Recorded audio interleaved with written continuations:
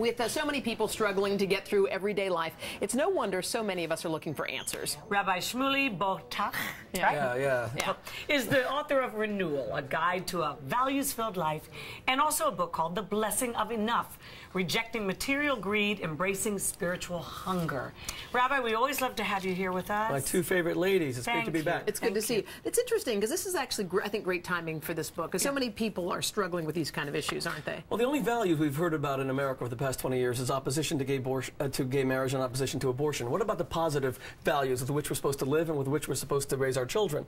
First and foremost, let's get rid of the idea of fate. So many Americans believe they read the astrological charts. Their future is scripted, and misfortune is written into their DNA. I hear so many people saying to me, I've been unlucky in love. I'm not going to get a job in this economy. Destiny is a much better value. It means that you script your future based on everyday actions. Exactly, and it's very empowering. But to play devil's advocate, I mean, there are things that just happen in life. You can get into an accident, get an illness. Random things, you mean. I mean, things happen that you wished wouldn't and change the entire course of your life. But hold on, the one thing we always have control of is how we react to what happens to us, and the kind of positive affirmation, the kind of positive reaction that we can always adopt. We don't have to be morbid, and we don't have to be defeatist. The second one, which is very interesting to me, is I think in America we really live under the tyranny of perfection. Women are shown these gorgeous bodies. We just may have seen one right now. And they're on... Maria watched Maria walk away is what he's talking about. I was talking about me, actually. What is this, chopped liver?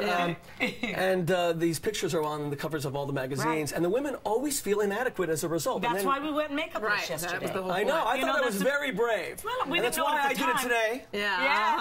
But you talk about the fact that we are the richest nation in the world, and yet we're the most depressed. Yeah, we consume 3/4 of the Earth's antidepressants, and I think one of the reasons is we punish ourselves based on this standard of perfection. Look at all the men who feel so depressed in this economy because they just keep on reading about guys like Steve Jobs who can't put a foot wrong.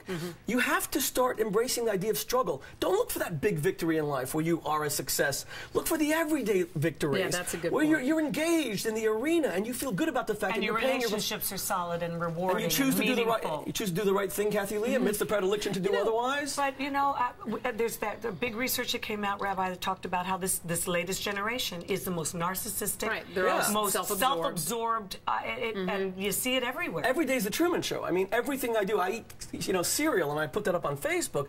You have to balance that with a little bit of selflessness. What do you do for other people? One of the most important values I also think is the idea of sacred time versus sacred space. We Americans use all of our time, we're workaholics, to acquire space, buy things, define ourselves by what we own.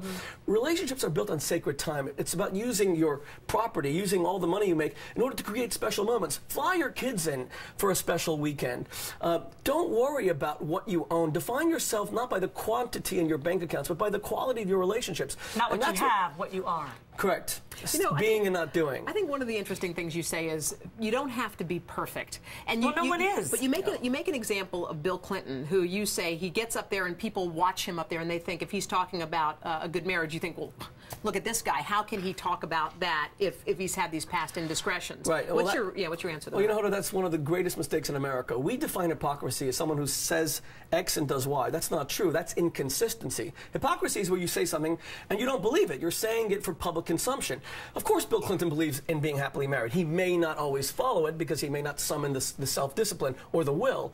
Most people want to do what's right. They just can't consistently follow their own advice. But by calling everybody a hypocrite in this society, we ensure that we're never challenged. We're we all don't listen to anybody. Exactly. We are. We all want to do the right thing, but it's not always easy.